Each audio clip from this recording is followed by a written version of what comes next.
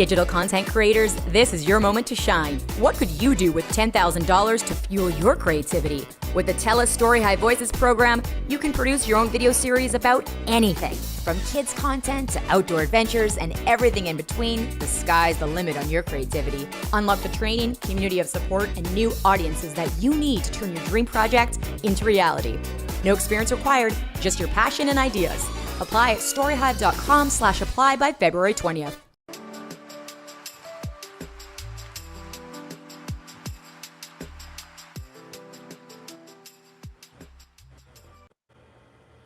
Hello, everyone. Welcome to the TELUS STORYHIVE Voices Ask Us Anything.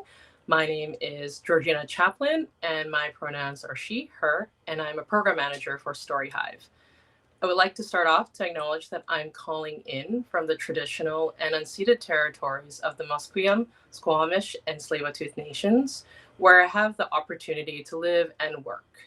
TELUS's work spans many Indigenous territories and treaty areas, and we do our best to recognize the land as part of our efforts towards reconciliation.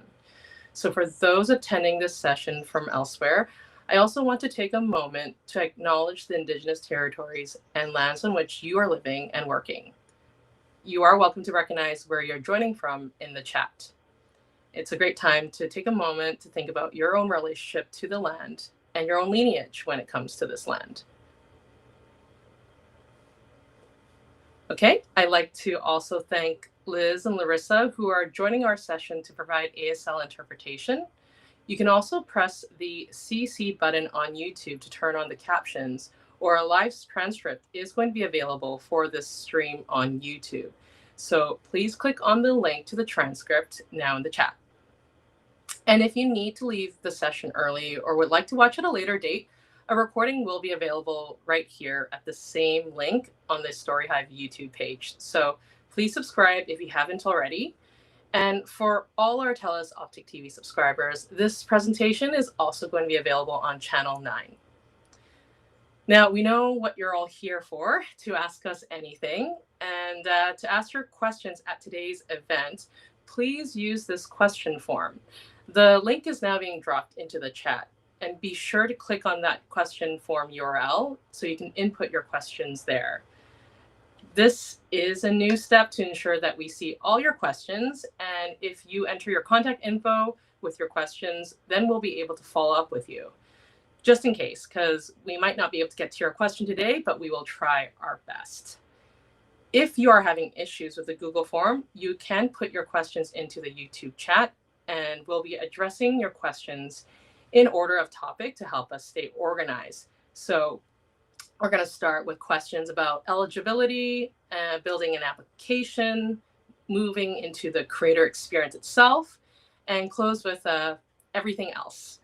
More on that in a bit too. So let's first introduce who's on the call today and share a bit of information about the program itself. We'll also be joined by two alumni content creators to hear about their STORYHIVE experiences too. So now I'll hand it over to Audrey Kiss, my fellow program manager for the STORYHIVE Voices program. Welcome. Thanks, Georgina. Hi, everyone. My name is Audrey Kiss, and I am a program manager for the Voices program. I'm very excited to be here today to talk to you a little bit more about what the program is about, what you can expect, answer all of your questions, of course, and ultimately I'm excited to help bring your stories to the screen. Amazing. All right, well, let's meet our alums who are going to give us some insights into their creator experience.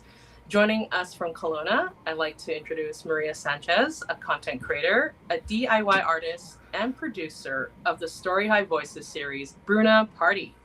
Thank you so much for being here. Would you introduce yourself, Maria?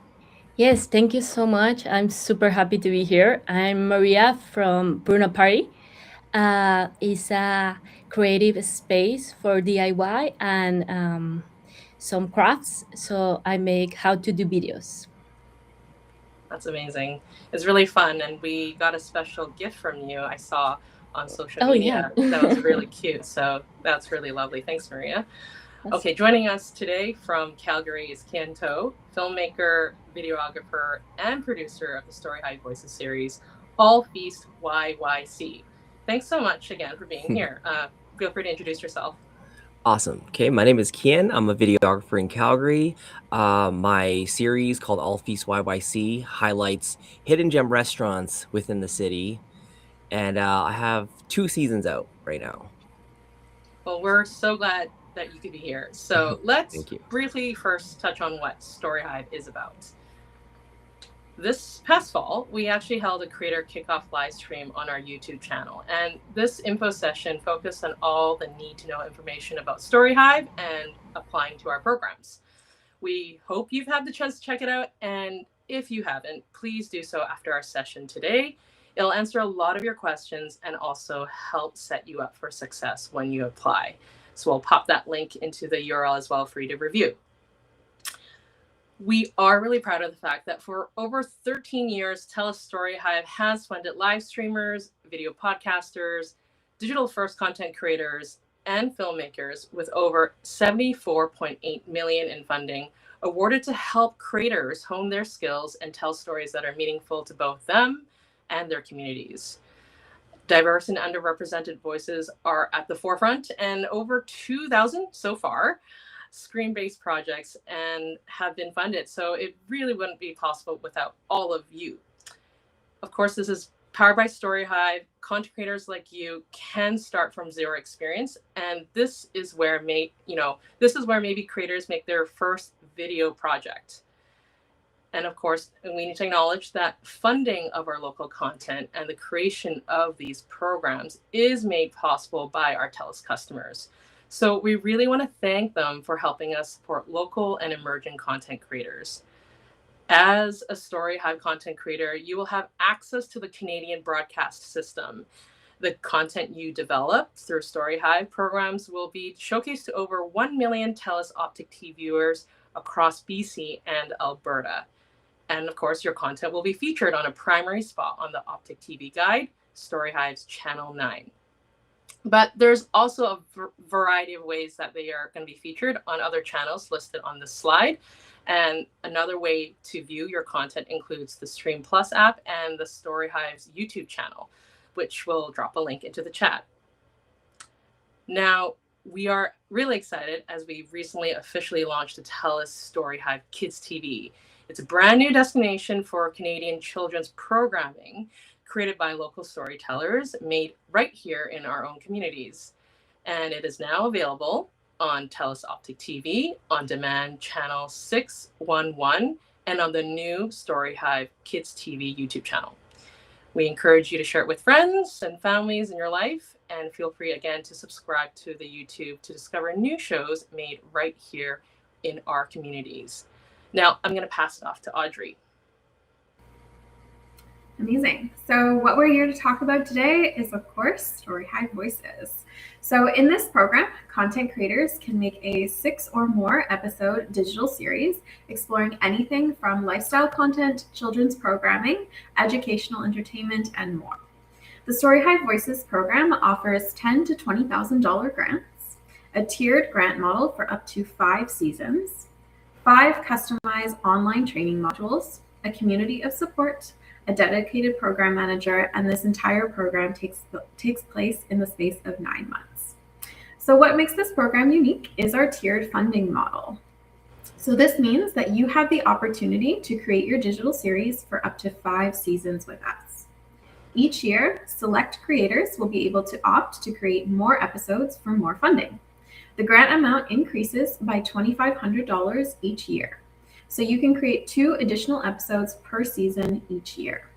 Ultimately, what we're looking for is your passion, and we want to see your community be showcased. There's no experience required, and you can apply it from now until February 20th, 2026. And I'll pass it back to you, Georgina. Okay, thank you, Audrey. I might have some audio video technical issues right now, but that's okay. We will fix that as we move forward. We're actually going to dive deeper into our special guest projects and experiences in the program. So I'm going to pass it over to Maria to share with you about her project and experience. Thank you. My experience with TELUS StoryHive has been great since the beginning. I'm currently working on my season 2. And for season 1, for me was very clear what I wanted to do, because I always been super passionate about um, DIYs and crafts.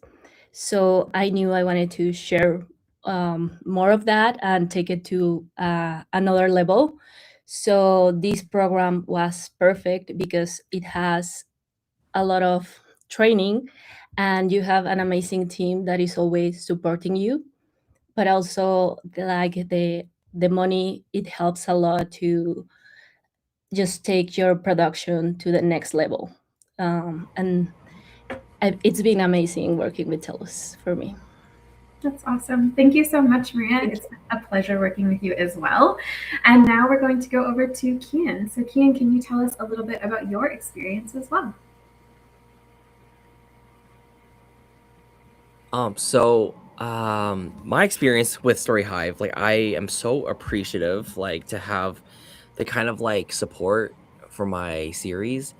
I think we all know, as a creative, our love language is being able to have creative control. And I think StoryHive allowed me to do that. And Audrey is my team lead on this. And when she gave me back the feedback, I'm always so used to, having clients tell me like a list of things that I have to fix or change. But when I was talking to Audrey, all she said was, okay, the volume was way too loud. And then I was just like a little baffled. I'm like, and like, what else, But they really kind of like nurture your creativity and your approach to everything, which is something that like just beyond appreciative. That's so nice, Kian. Yeah, I think StoryHive is such a great place for you get to tell your story. We don't control your story. We just want to help you tell the one that is important to you. So that's fantastic to hear. Thank you both so much for all of your insights. I can absolutely attest to all of the amazing things that you've accomplished in the program. So congratulations. And Georgina, can I hand it back to you? Of course. Well, now it's actually finally time for the audience to ask us anything. Of course, we have our StoryHive team, including myself and our program manager, Audrey, to support with the questions related to the program and applications, and of course, our special guests who can speak from their own personal experiences with StoryHive. And a reminder to ask questions, again, please enter your question into the question form. The link is now being dropped in the chat, so use that question form. If we do not have the opportunity to answer your question live, we'll review all questions submitted and try our best to get back to you. And for the purpose of time, we will keep our answers brief to ensure we get to as many questions as possible. We usually receive up to 50 questions or more during this event, believe it or not, and so we will do our best to get through them all today. Now, if you're looking for a more detailed answer to a more complex question, we do tend to encourage folks to get in touch with us at storyhive@telus.com to discuss more. And just so you know, we also will be hosting an Ask Us Anything on Reddit on January 27. This is another opportunity to ask your questions, so please join us over there in that virtual space. Also, another reminder, our submission rules and FAQ are available on our website. This is always available to you and has answers to really most of your common questions.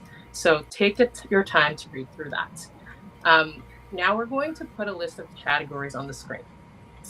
We will be answering the questions that are related to each of those categories in that order. So think about those questions, and we'll get to it. So we're going to support you and put together your best applications through this AMA. All right. So we're going to start off with the category of Am I Eligible? And then we're going to move into Is my project or story eligible? To what kind of stories, themes, and topics are you looking for? What's it like being a StoryHive content creator? And what are the requirements of the program? And then we're going to go through everything else in all those categories today. So let's start off. The first category, again, is Am I Eligible? Let's begin with one of our biggest questions that come up, which is, how do I know if the community I live in is eligible for receiving funding? Audrey, you want to start with that? Yeah, absolutely. I love this question. It's a question we get a lot.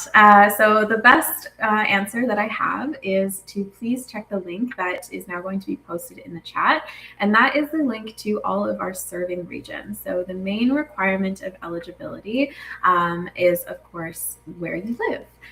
So if your community is listed on this list of eligible communities on our website, then you'll know for sure. Make sure that your address actually has the community listed. If your address does not, and you still want to know because you think there might be a chance, there is always a chance, you are, of course, always welcome to reach out to us at storyhive@telus.com. Send us an email, let us know what your address of residence is, and we will let you know whether or not you are, in fact, eligible. That's right. Now, we also tend to also get, why are only some communities eligible and why aren't some listed? Yeah, awesome. So the main way to explain this is that our funding is regulated by the CRTC. So what this means is that each market in Western Canada has an allowable contribution, and this is based on the minimum number of TELUS Optic TV subscribers in that area. So what this means is that if your community isn't listed, then you just don't have enough subscribers in your community yet for that contribution to happen. Thanks for explaining that. Now, is there also an age restriction for funding? Yes, there is. So what we require is that you are the age of majority in your province of residence. So what this means is that if you live in BC, then you must be 19 years of age or older. And if you live in Alberta, you must be 18 years of age or older. That's great. Okay, so I'm going to take a look at the questions that are coming in from you. And the first question that I have is, if I have an incorporated media company, is it better to apply as a business or as an individual applicant? So actually, if you go through our FAQs, you'll learn that as the applicant, we do not actually accept any organizations or businesses. You have to apply as an individual. And just to know, as the individual that applies and signs the granting agreement, you are the sole producer, you are the sole holder of the agreement. And so if you are working for an organization, you have to also be the one that takes it on. You are the person that is, dealing with most of the communications, and you will also be the title owner of the intellectual property of the content you produce. Audrey, do you have anything to top up from that? No, I think you nailed it. It's individuals. The money has to go to individuals. Great. Okay, the next question. Regarding the requirement of 80% of content to be filmed in the project manager's, the project lead's city of residence, is there a flexibility to film in another eligible Alberta or BC community where the project lead is established, where the project has an established and ongoing presence? If I'm understanding the question correctly, and feel free to clarify and re-ask your question if I did not get this right. But my understanding of this is, so you're asking to film somewhere that is not your community of residence. And so really all I can say to that is that isn't something that we allow. So if you wanted to film somewhere that was not your community of residence, my best recommendation would be to find somebody who could be the project lead in that community of residence and would be willing to take you on as somebody who would help film the project, but you yourself could not be the project lead if you're not filming at least 80% within the community of residence, because again, as Georgina explained, the money does have to go to an individual, and that money ultimately is not just going to an individual, it's going back into a community. So we have to know exactly where it's going. Exactly. Just to clarify again, just because we had this question come through, how is the community of residence defined for eligibility purposes? Is residency in the same city required? And that is correct. So your address, your postal code is related to the community that you are in, and you need to be a part of that. And you need to be filming 80% minimum of your entire production within that residence. So I would take a look at our website again on the eligible communities. You'll see a whole list of them. For example, in the Lower Mainland of Vancouver, there are multiple communities within Vancouver that you can go and film within Vancouver. So take your time, and if you have any questions, you can reach out. Okay, another question that's come through is, from your perspective, why do strong concepts sometimes fall short in the Voices selection process? Good question. And for first-time applicants, which part of the application most benefits from extra care and attention? Oh, I would say I'm going to answer the second question first because I think that maybe is the easier place to start. So I think that when it comes to what you should focus on as a first-time applicant, I think whether you're first or second or third time around, it doesn't really matter. The most important thing is that you read every single section and you answer it appropriately. If we've asked you for something, we're asking for it for a reason. I find that sometimes people can get a little bit carried away. So maybe that would be a good place to focus your energy, is really just answering what we've asked for. So when we ask you for a draft treatment and we explain that it's an episode outline, that's really all that we need. We're not asking for, an essay about why you're passionate about your project. We're not looking for, more details. We really are looking for, what are you going to do in every single episode and what is that going to look like? Because we need to know that it's realistic, that it's possible, that it's going to work within the budget that we're giving you, right? All of those things matter. So I would say that for what to focus on is, you want to sit down, you want to read every single line of that application, every single question, and make sure that you're answering it to the best of your ability, and you don't have to go overboard. Yeah, exactly. I think the key word here is the feasibility. Just because, this is something that's targeted towards new and emerging filmmakers or creators and content creators, you are learning a lot in this program. And this may be your first time entering this world, and we will provide you training and support, but is it reasonable in the time frame, in your work schedule too, in your lives? So take a look at our FAQ on those deadlines and be realistic with the idea you have. Maybe spend some time also, I think, reflecting on the concept or the theme that you have and practice pitching it to friends, actually. Because if it's not clear to your friends, it's not going to be clear to us. So I really recommend, whether it's the draft treatment to review with friends or it's the actual pitch video, it might be worth kind of just practicing with different people around you and getting their feedback and see what they feel too. It's always a good practice for yourself as well. That's great advice. Yeah. Okay, we are going to move on to the next area, which is my project and story eligible?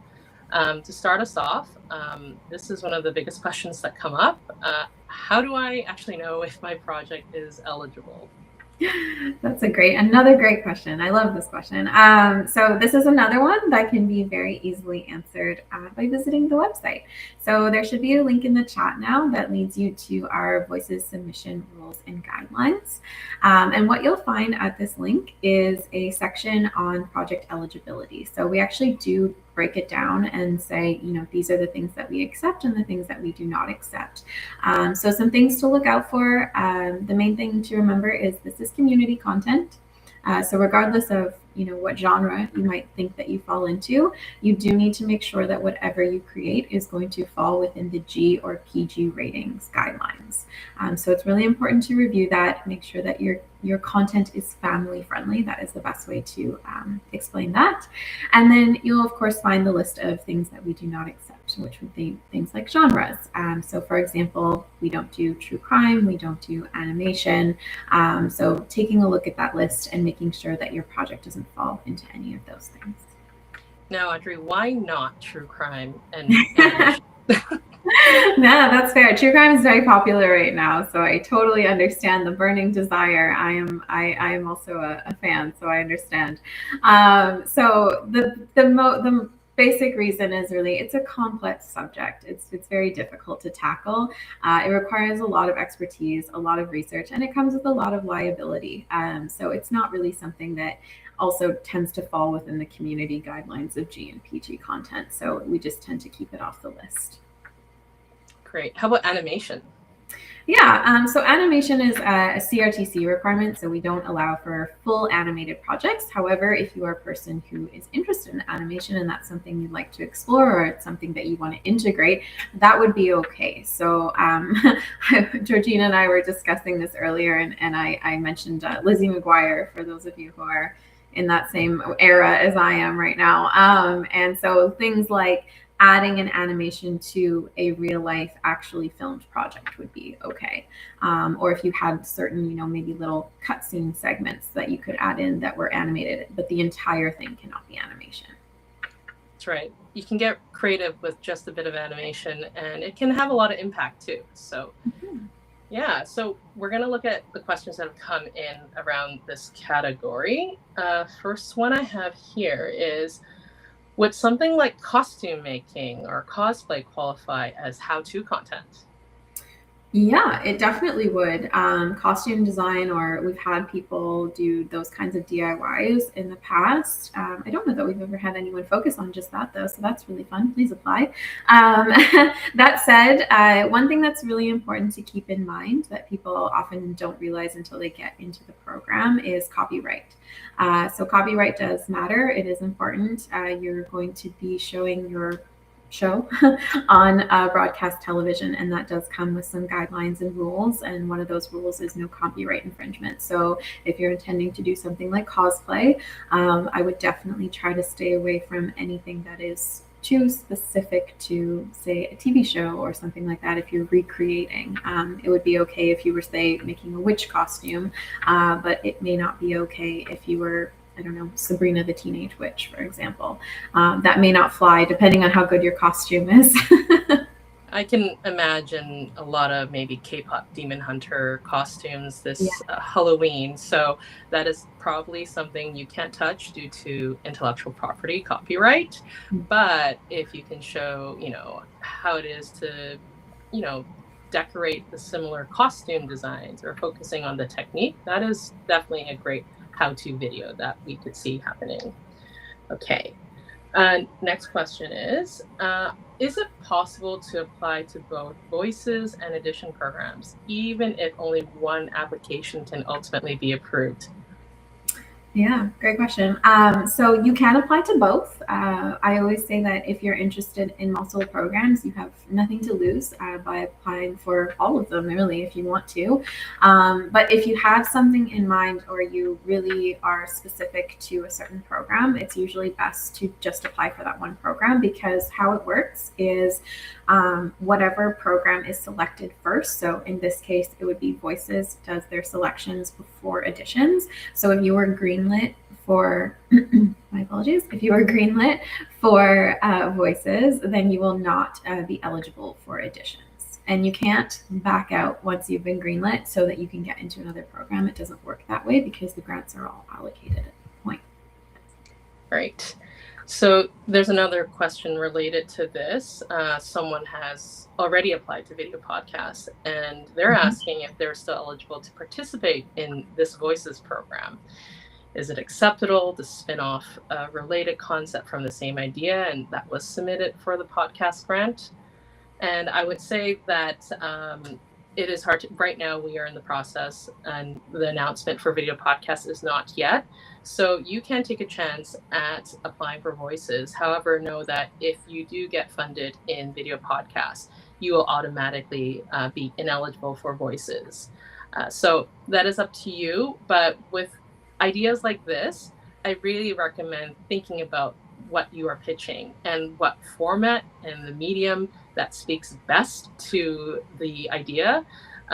Is it something that requires, for video podcasts, is there more of a deep conversation with interesting guests, or is it a video content series where visual elements, having some B-roll support the story more and have more impact?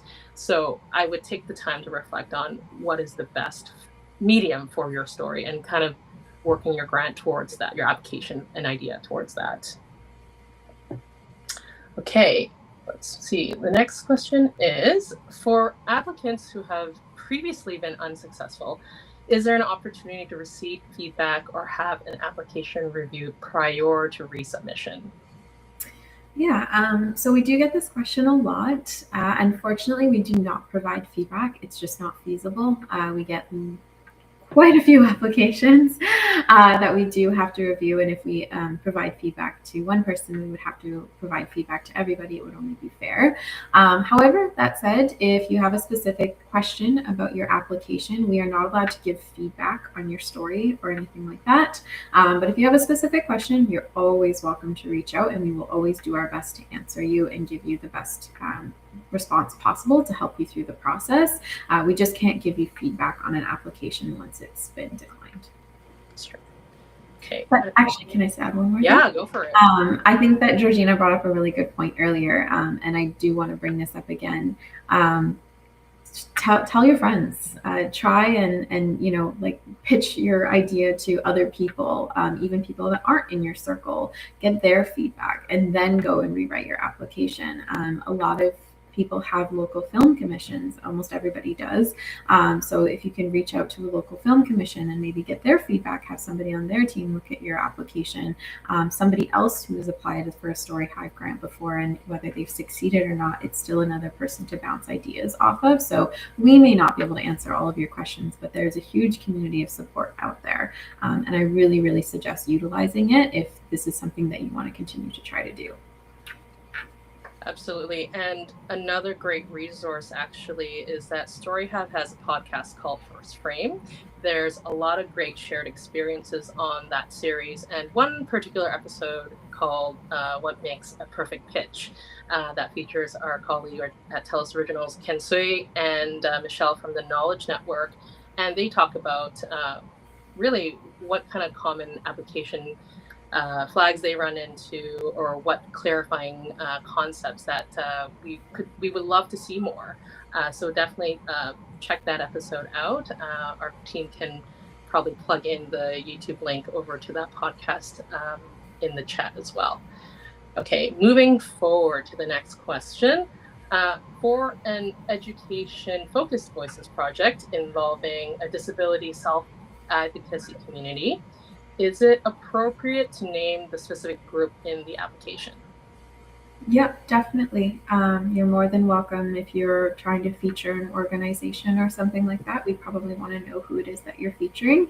And it would also probably be helpful to know what your connections are to this organization. Have you already spoken to somebody? Have they agreed that they want to film this project with you, that they want to be featured, that they want to be discussed? That is all very important information that I highly recommend putting into your application.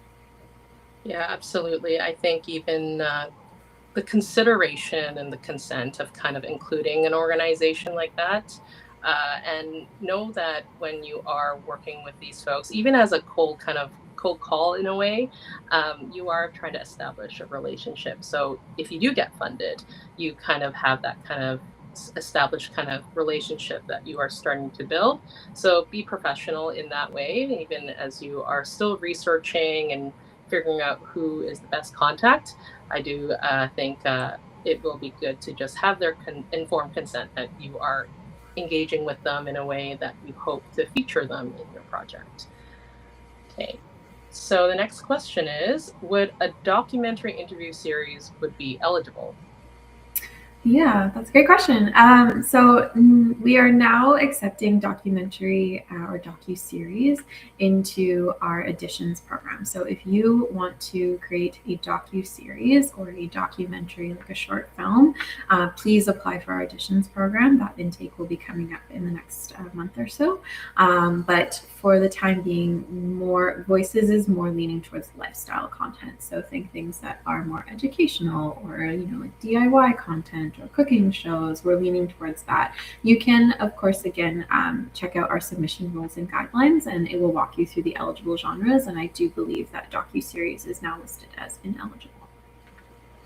But that doesn't mean there are no interviews per se. No. In these videos, we do have conversations. There are great conversations that come out of our Voices projects between the members on screen, and maybe there is a subject matter expert. And it's just, with additions, it is a more focused kind of docuseries arc, whereas I would say in our Voices program, there is more of a visual component with commentary and discussion that is going.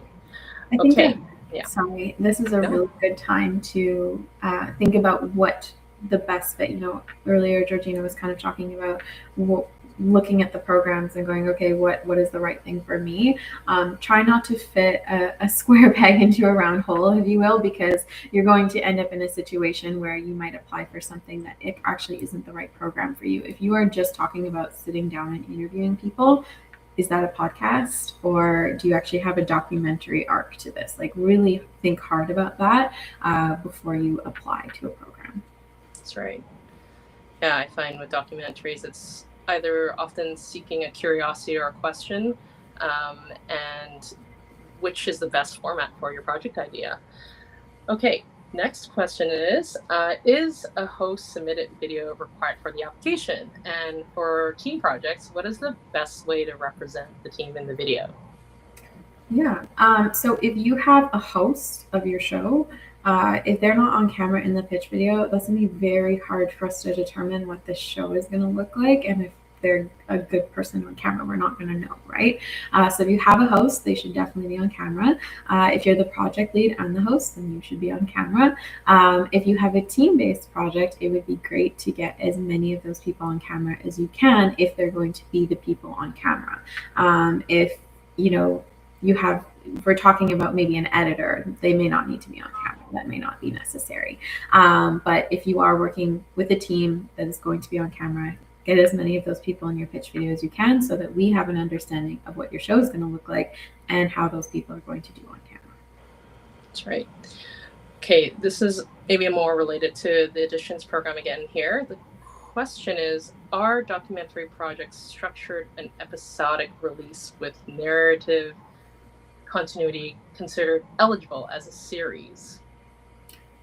So if it's episodic and it's documentary, then yes, then that would be a docuseries and that would be eligible for Additions.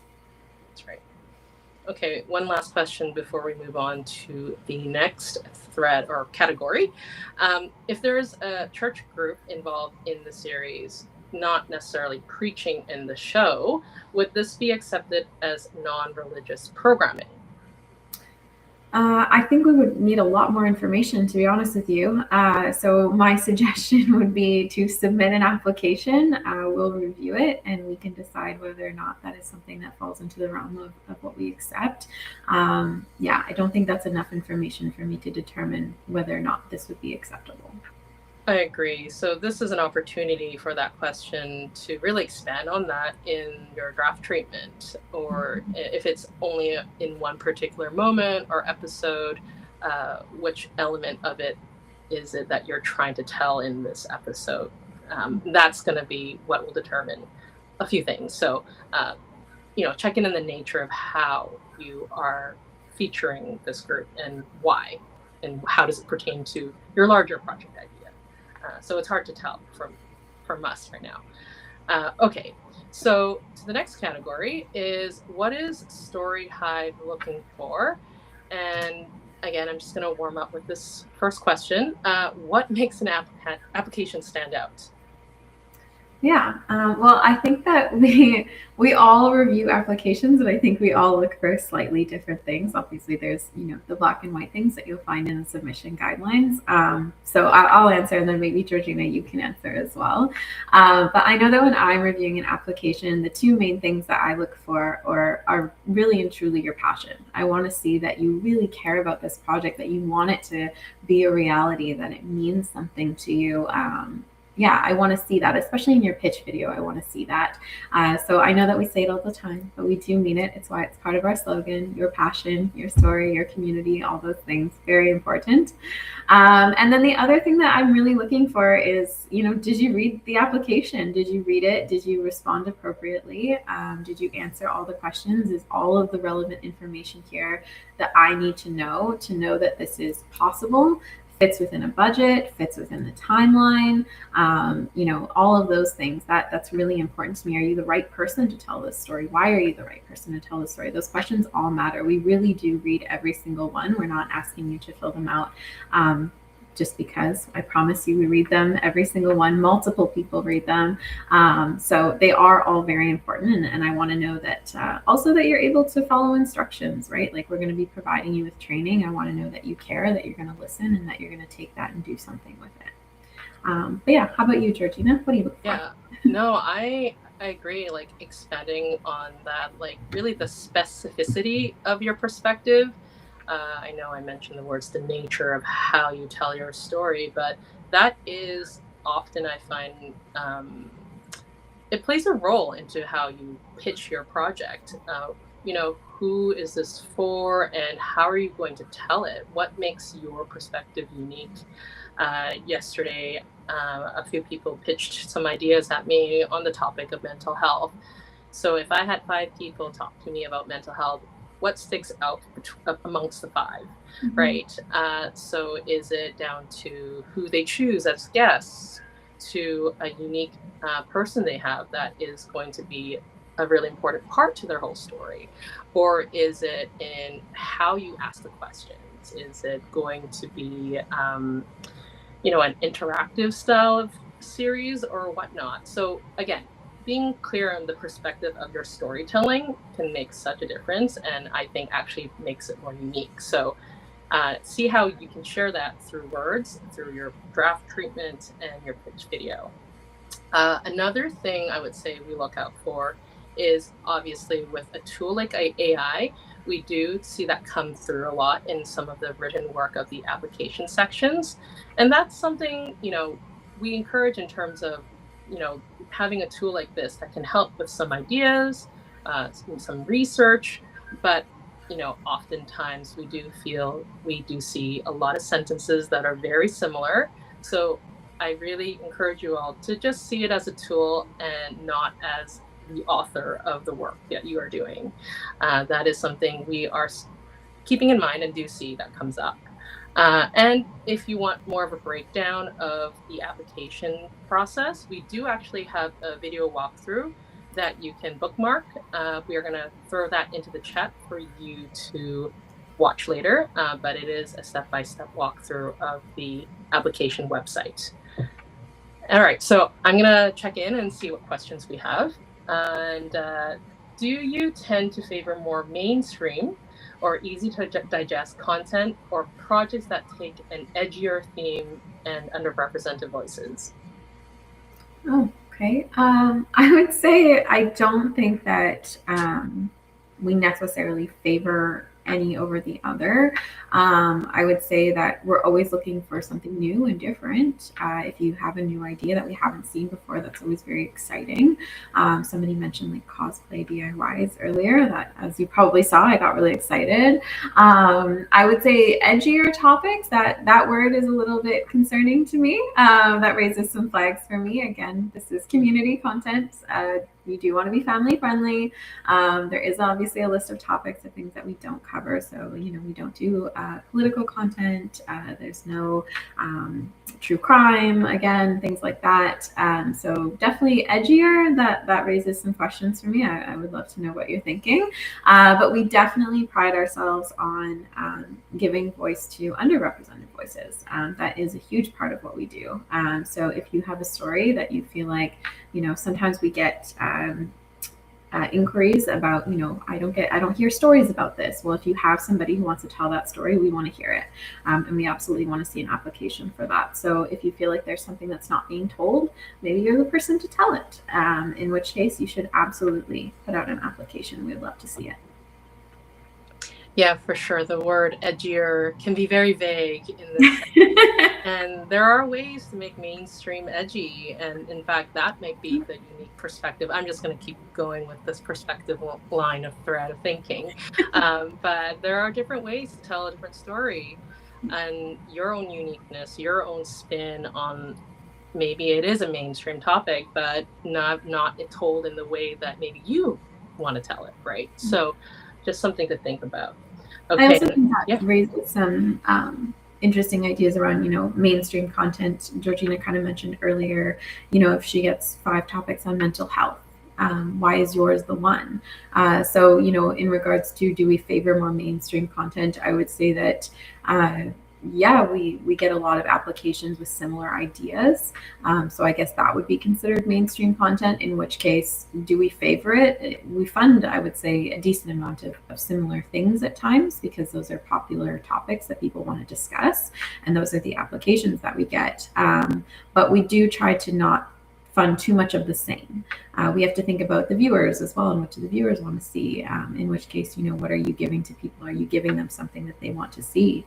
Because we want to fund those things as well. As someone who enjoys a lot of indie and independent things, sometimes mainstream is good. And it is a good reflection of what the culture and conversations are. And if you will have a unique voice to add to that conversation topic, I say go for it. Pop music is popular for a reason. That's right. Okay, this is a unique, I think more specific question. As I prepare for season 2 of my project, what would make a returning project like mine more impactful, especially in deepening cultural storytelling, audience engagement, and connection to the food on screen, while keeping Black stories centered and welcoming cross-cultural participation? Okay, I think this is a very specific question. And to be honest with you, this is something that you kind of have to take away and you have to think about. When we look at applications for multiple seasons, we are looking for people who are still going to continue to benefit from the program, particularly the training, not just obviously the funding. We want to know that you still have more to learn, that you have a way to evolve, and we want to know how you're going to do that. So it's really up to you to tell us, how are you going to accomplish these things? Like, what are your goals and how are you going to get there? We will help you. We will always, be by your side, and we'll do our best to help get you there. But if we don't know what your goals are and we don't know kind of what your plan is to get there, we can't write that plan for you. So that is really something that I would highly suggest you take away, think really hard about, and then make sure that you feature it heavily in your application. Yeah, something that I think our team likes to do is something called a retro. And that might be a great starting point. And what I mean by a retro is kind of looking back and what was successful in season 1 and looking at opportunities. So that's a way of thinking to just give you a little hint of maybe it's going this direction. So I hope that helps. Okay, we're going to move on to the next category and bring back our alumni back on screen for this section, which is what's it like being a STORYHIVE content creator?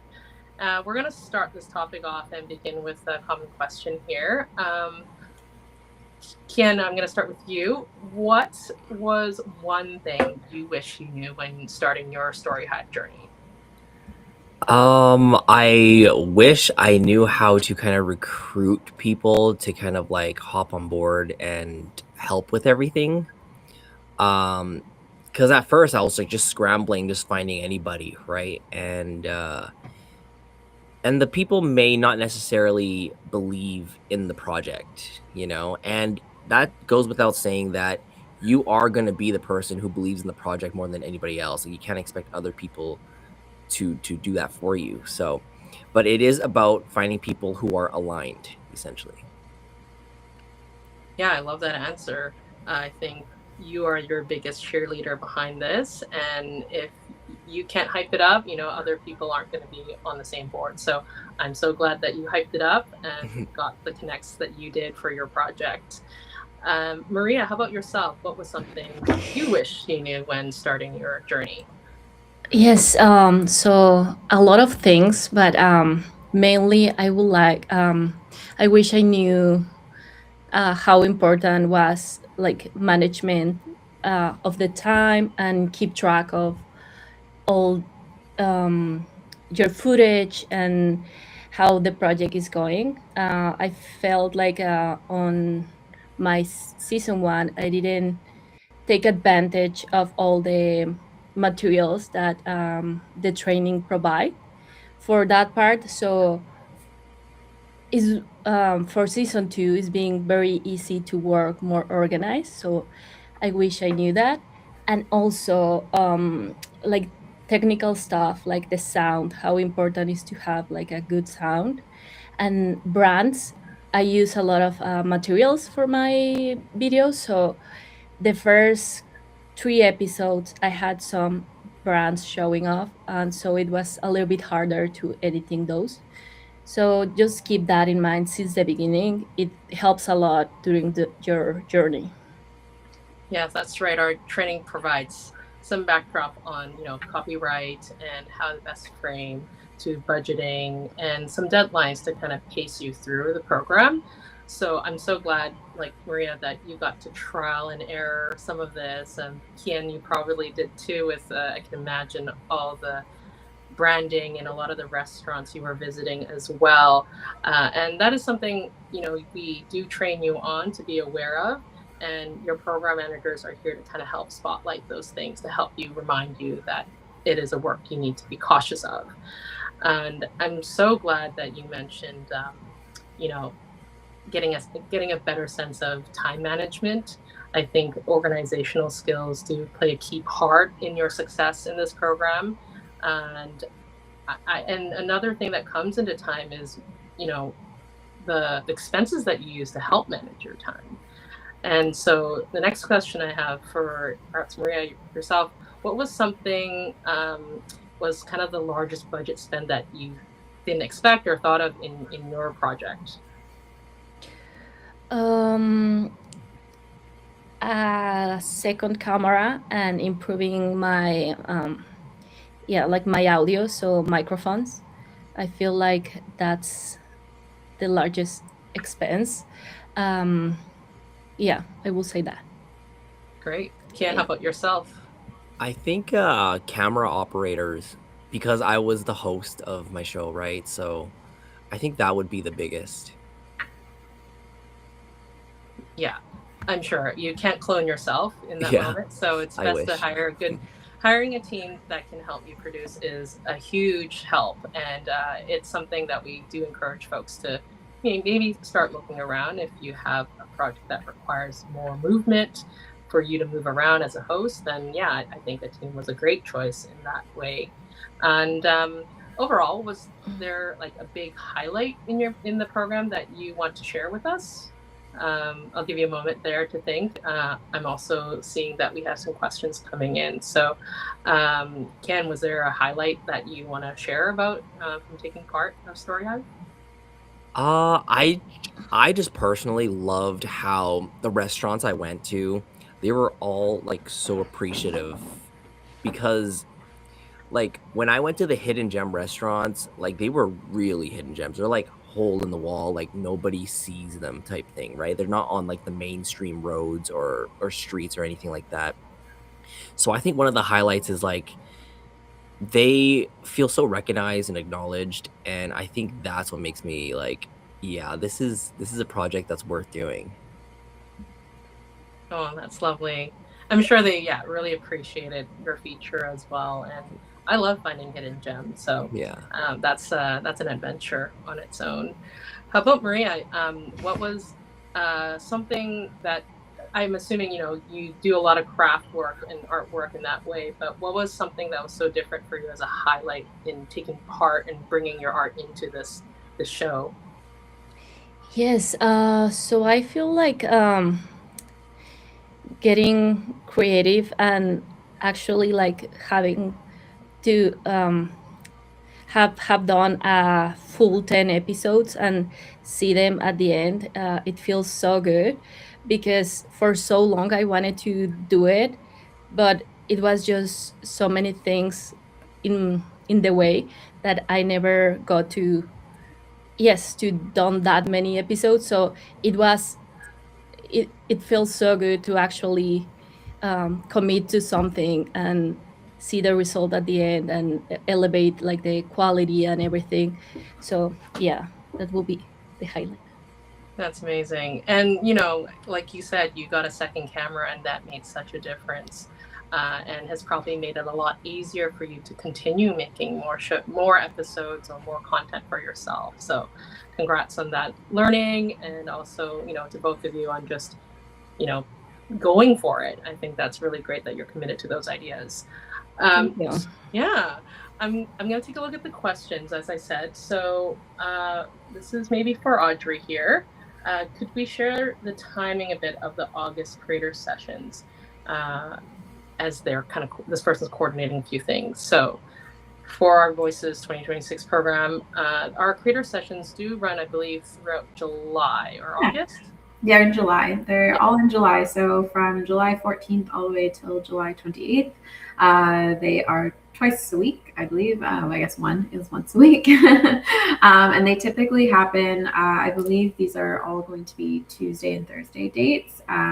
But you can look at the submission rules and guidelines. It will tell you all the training dates. And please be very sure that you're able to attend all of these. That is part of the commitment of signing up for a StoryHive grant. It's not just about getting the money and making the show. It's about committing your time.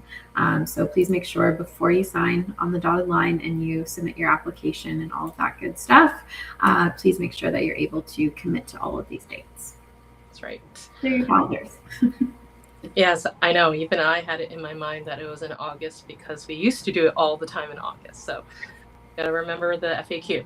Okay, so the next question is, does the program provide support for first-time content creators, including guidance on episode development and structure?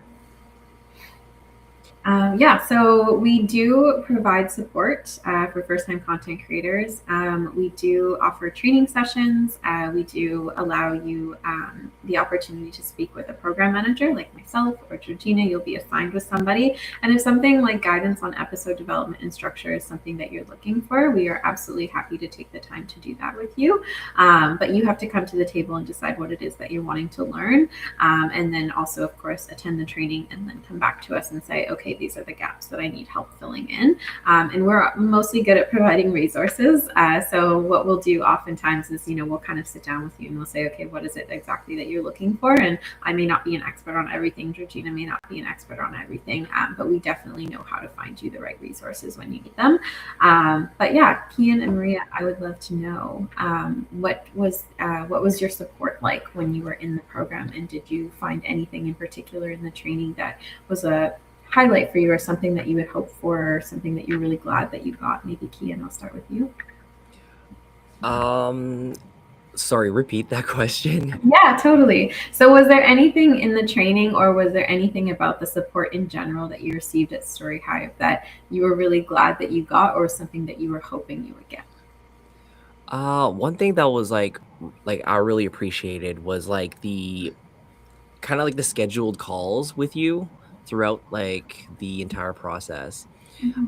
Questions don't come out right off the bat. Like you have to go and do before you develop questions and stuff. So when there's like these moments where we're having our meetings and stuff like that, you really start to like gather and forage all of like the right questions to ask, and that's like the most support like that I could ever ask for. Yeah, thank you. I'm glad. That's awesome. Yeah, so everybody deals with the program differently. I think that's a really good highlight. And Kian actually came to me initially and he said, I would love to have these calls with you. I need these check-ins, and I know all my questions. I don't have them right now. And that's a really great point. You do not know until you start doing. So that's a great point. Maria, how about you? Was there anything from the StoryHive training that you were really glad that you knew, or something that you had gone in hoping to find? Yes, I feel like the whole program is designed in a way that it helps to make it super easy for you. I was a little bit worried like the first time, but then during the training, you start to see like everything start to make more sense, and there is so much information, and everything is super clear to follow, like the steps. So it's kind of I will say like it's normal to feel a little bit nervous, but then it's also okay because the program and the training are very good and are designed for first time content creators, so it feels really easy to follow at the end. Yeah. That's great. Thank you. We'll take that note. Yeah, and in our specific Voices training sessions, we also have an instructor who does also offer office hours as well. So what I often think makes a successful experience too in the program is the more you give to us, the more we can provide help and support too. So the clearer you are with what you're trying to achieve, you know, the more we can help you. So that's something to keep in mind when you go through our program. Okay, we have one question around collaboration with people here. Let's see. If two people collaborate on this project where one handles the camera and work and editing while the other serves as a host, how should their specific roles and responsibilities be defined? I would say this is not so, I mean, actually, Ken, this is, I'm just thinking you had a camera operator. How did you decide and define who did what? Like, how did you go through that process? You want to share some experience share there? Yeah. I think at the end of the day, like you are like the lead of the project. So like everything else that other people are doing at the end of the day, like falls on you regardless. But like in terms of like what you hire for, like they have their certain roles, and those roles are kind of like very specific, and they don't stray away from those roles essentially. You know, so like my camera operator is the camera operator only. Yeah, that's a good point. And what you're saying there is being clear about your boundaries and roles. That is something you would have to negotiate from the start when you're working with someone. So that is something, you know, you will learn as you go along. And sometimes being clear, you know, and knowing that as the project lead, you are ultimately the one that is the key creative. So that's something you need to be able to communicate and express when you're working in a team. So that's something to think about as you're assembling who you want to work with. I know this person also followed up with asking about the pitch video, which individual is responsible when it comes to two people being a part of a project.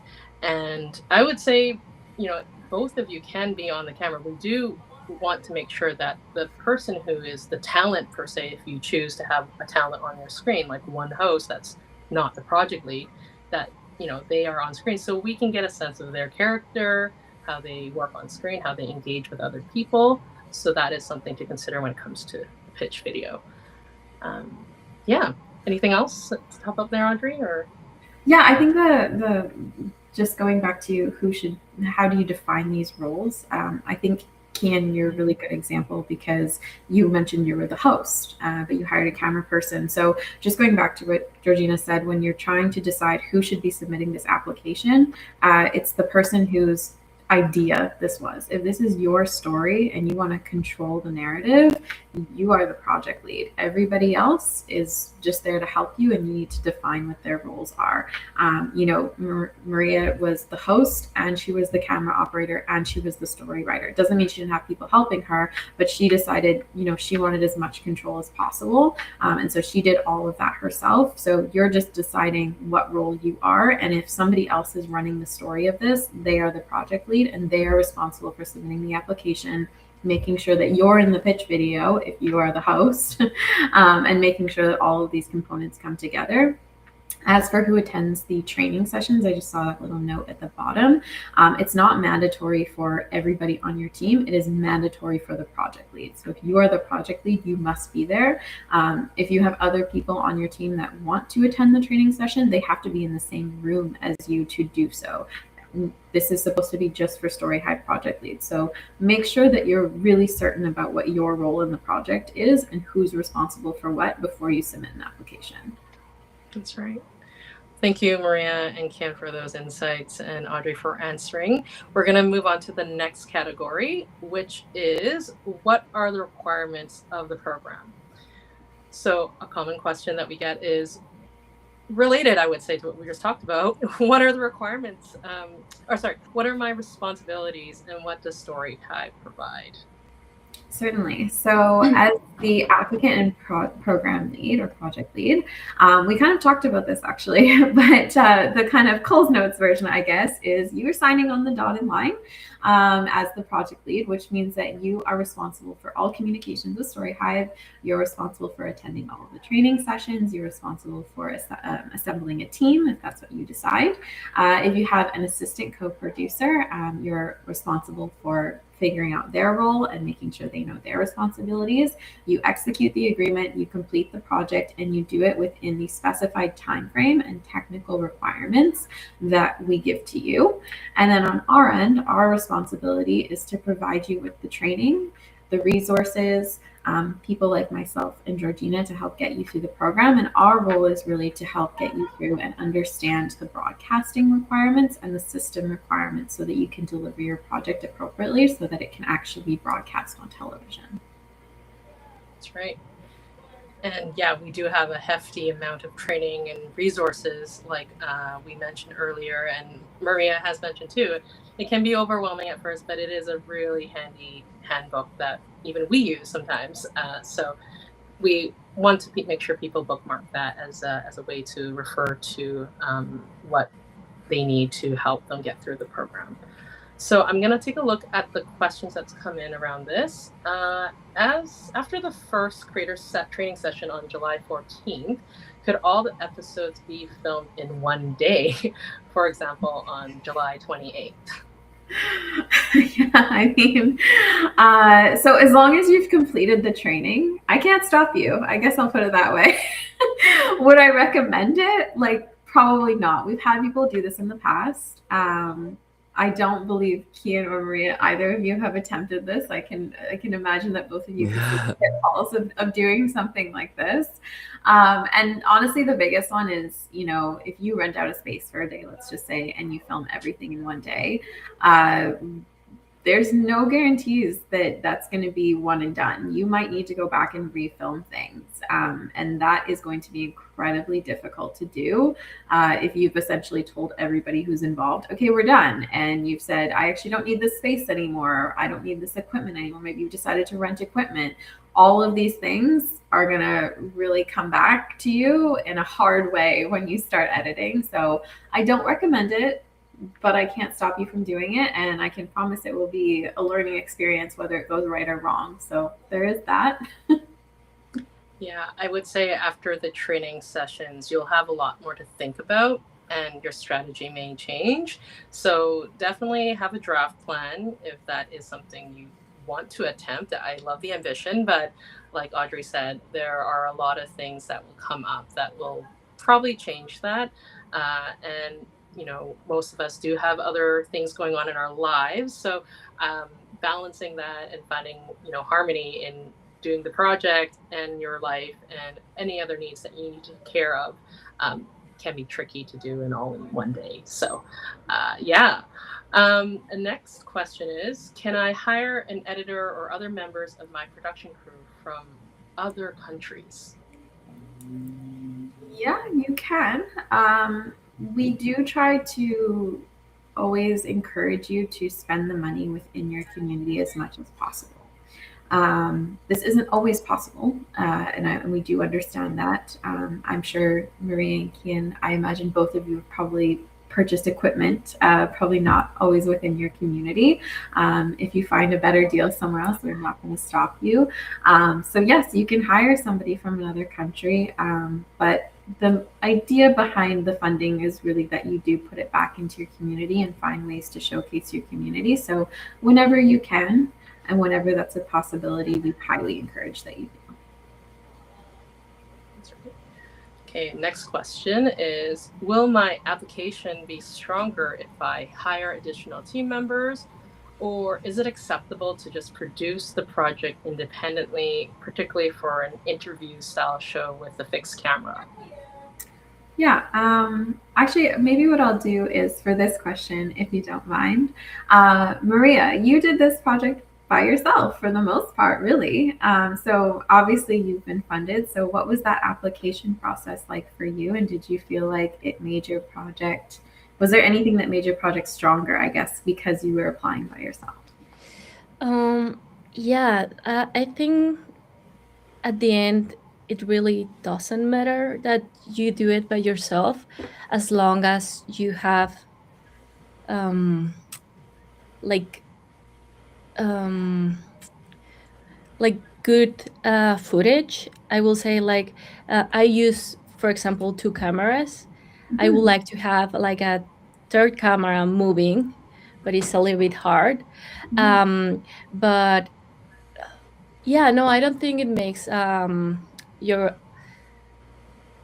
it doesn't make your application or stronger, but what make it stronger is to really do something that you are passionate about, because I think that reflects a lot on the camera, and it's really tired to be producing for long hours. So if you are not feel if you doesn't feel very passionate about your project, it's gonna reflect at the end on the video.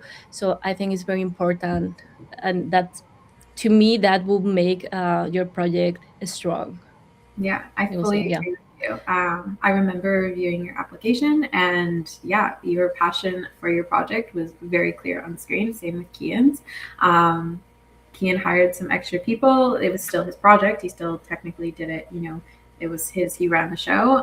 But Maria mostly did everything by herself, and in no way did it make her application any weaker, or her project any weaker. It was just as strong of an application, and it got her through the door. So I would definitely say hiring additional team members is just about the kind of story that you want to produce and the kind of show that you want to make at the end of the day. Great answer. Okay, I'm gonna get through a few of these so we move on soon. Does aspect ratio matter, and is it possible to shoot in a 19:6 vertical format?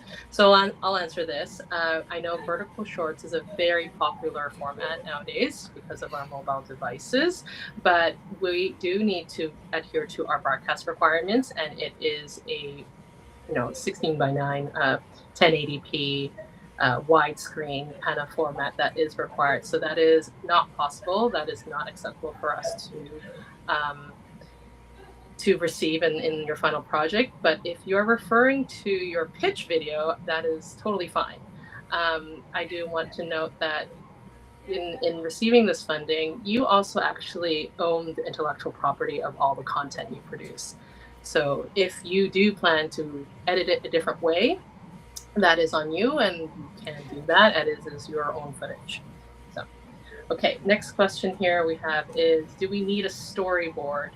And that's not necessarily needed. However, when you do have a draft treatment, even though we are looking just for the episode breakdown and a draft view of what the episodes are about, if you feel the storyboard is a better way to express how you're telling the story, we would be welcome to it. So make sure you take the time to see what's the most effective way to pitch what you want. Okay, the next few questions are, is it required to have a volunteer or volunteers to help with the production? Yeah, I'd love to ask both Maria and Ken, did you have volunteers helping you? Yeah. It's my wife. My wife is the volunteer. But yeah, I did have two camera operators, so I hired one, and then the other one was my wife who had the second camera. Cause like, for those who don't know, I had a section where like I'm eating with the restaurant owner, so we needed like two cameras. Both of them need to be monitored at the same time. Yeah, there's one volunteer. Volunteers are great. How about you, Yeah. Maria? Yes, the same. My husband helped me with some technical things like lighting and just double checking like sound, and sometimes for editing. So yes, We love I have a volunteers. volunteer. Yeah. Volunteers are great. honestly, you will never know what you need, and it doesn't hurt. I want to also remind people, it doesn't hurt to ask for help. It is a lot to take on if this is especially something new for you as a content creator. Asking for help is a great way, even if it's just knowledge sharing. That's a way of volunteering their time or their expertise. So you never know who the volunteer will be, whether it's a family member or someone that you just start to connect with about content creation. Yeah. So we're moving into this last area of questions where it's about everything else. Open category. It's a wild card. Here we go. All right. So we're going to start with this question. How many grants are available? Yeah, so we don't typically specify how many grants are available, but what I can tell you is that last year, I believe we funded 75 creators in the Voices program. So that's probably roughly around what you'll be looking at again. But yeah. Yep. Another question is, will I be able to share the series on my own YouTube channel? Yes, you certainly can. As soon as it has aired on Optic TV, you are welcome to do whatever you like with it. I believe Georgina mentioned this earlier, but you do own the intellectual property, which means it's your story, it's your program. So once it's up on Optic TV, we will be allowed to air it, and we will continue to do so, but you are able to also go and do whatever you like with it. That's right. Okay, another technical question around community eligibility. Are communities defined strictly by geography, or can they be defined by shared language or culture across a region? So it is geographical. So the best thing that I can say is that when you write in and ask because you're not seeing your community listed if you're unsure, include your full address. That will give us a way better idea of where exactly you're located and whether or not you're eligible. Otherwise, we might be kind of taking some guesses just based on what you've mentioned and the information that you've given us about the area that you're in. So if you can give us an exact address, we'll be able to tell you for sure whether or not you're in an eligible community. Okay, and a good general question here is, how many programs does StoryHive offer? So we offer, so if you actually go check out our creator kickoff session, we do actually provide an overview of all our programs. So our programs include StoryHive On Location, which is our live streaming program, and where we do on-site live interviews of what's been happening. It's super hyper local. There is our Voices program, which is what we are here today talking about. We also run a video podcast program where we dive into kind of that medium and talk through kind of in-depth conversations of niche topics that can be expanded on. And we, of course, have our Editions program, which runs throughout the year as well and has different themes throughout the year. So it does change. We previously run Indigenous Creator Storyteller Edition, Black Storyteller Edition, and recently we ran a Pan-Asian Storyteller Edition as well. This year, we are focusing on a 3-part docuseries, and more information on that will be up and coming. So sign up to our newsletter to stay up to date when that information will be available to you. Okay, going back to the other questions. This is interesting. Do we have a maximum amount for each category or region that you select? For example, 5 DIY videos or 5 food videos for each intake. Can you mention kind of the percentage of successful applicants in general, or has there been solo creator or applicants that have been successful and the number? So generally here, we do get common themes and of projects, whether it's food projects or DIY, but we don't prescribe any number of what is successful. We do try to look in terms of balance in the way of, if one region across BC and Alberta is a stronger food project, then we may, look at it differently with other regions. we do only fund up to 70 to 80. Last year we funded, I believe, 70 projects, right, Audrey? 75, I think. 75, yeah. And so there isn't exactly a prescribed formula. How about that? At the end of the day, it's really like, does your project stand out? Does your passion come through, right? Like the example I said earlier, between 5 different food shows, what makes you memorable? What makes me want to engage with your topic? Like, I think that Maria's project with the pinatas is so specific, and like her craft and techniques were shown so well. And with Kian, like, he is focused on these hidden gems, and that's unique to his community, and it's so relevant. So what's your take, essentially, is what I'd say. Audrey, do you have anything to pop up? No, I guess the only thing that I would say is that, if you're looking for minimums or maximums, we're not going to fund 75 cooking shows. But other than that, Georgina's right.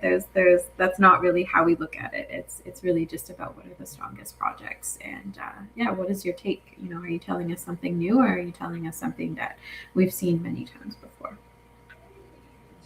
Okay, so follow-up question around applications. I know some people joined late here. So what is the pitch video requirement? 1 minute? Yes, it is a 60-second pitch video. It's not a lot of time, but it should be enough for you to, get your idea out, practice. It's what we call an elevator pitch. So definitely look into our FAQs and start an application, and you'll see what we're looking for in the descriptions there.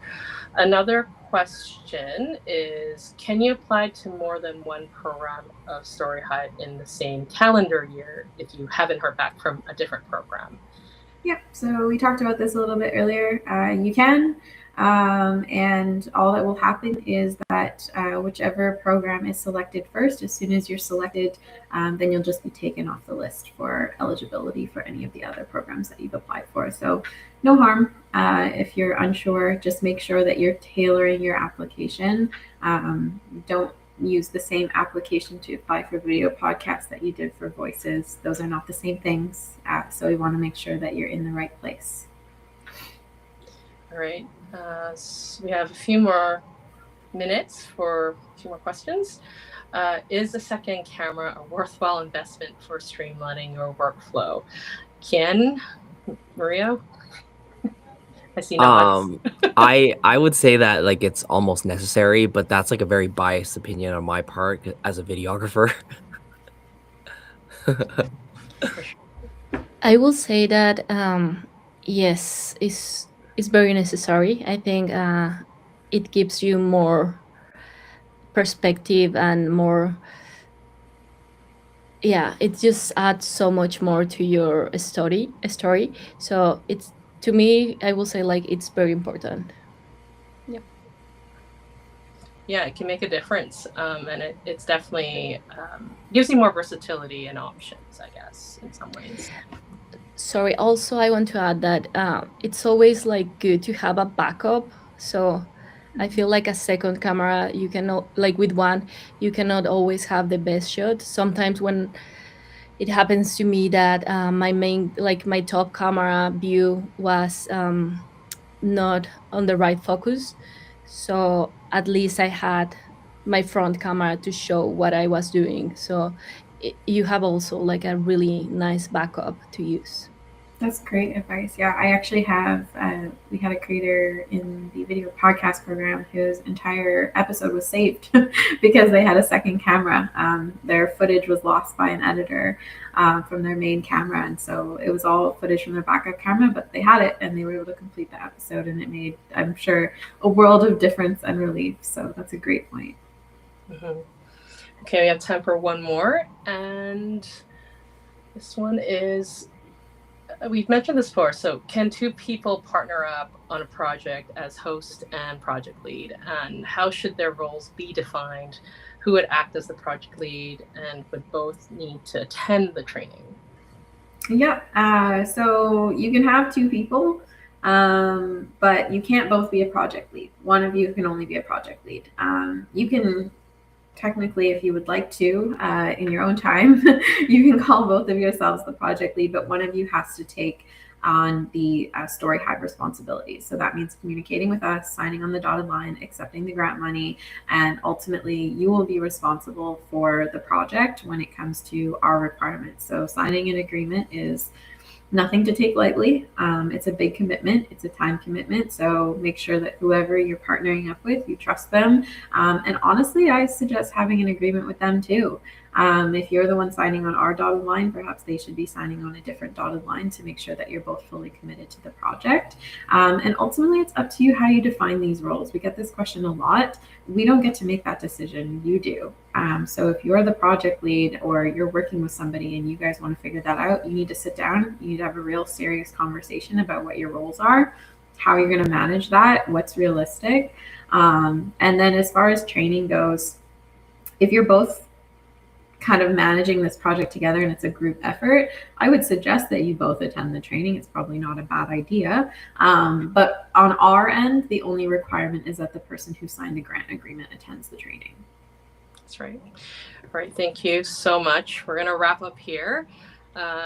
Big thank you for everyone joining. Again, if you have more questions, please join us again on Reddit on January 27th. And remember to check our submission rules and FAQs for more answers. You can always also send us an email at storyhive@telus.com. Please follow us on social media for all the latest about this program and all our other funding opportunities throughout the year. We're on TikTok, Facebook, Instagram, and LinkedIn. And remember, if you'd like to rewatch this session, a recording is available now on the StoryHive YouTube page and will be available on the TELUS Optic TV Channel 9 starting tomorrow. We'd love to hear your thoughts on this event. Please consider filling out the feedback form to let us know how it all went. Well, you'll have a chance to win a $100 prepaid MasterCard, and see the link in the chat now to enter. And a reminder that all the applications for the Voices program are due Friday, February 20th before midnight. You can visit storyhive.com/apply. I want to thank you again for joining us today, and a huge thanks to our panelists and interpreters for being a part of this session. And we're excited for the applications to start rolling in. So best of luck. Thank you.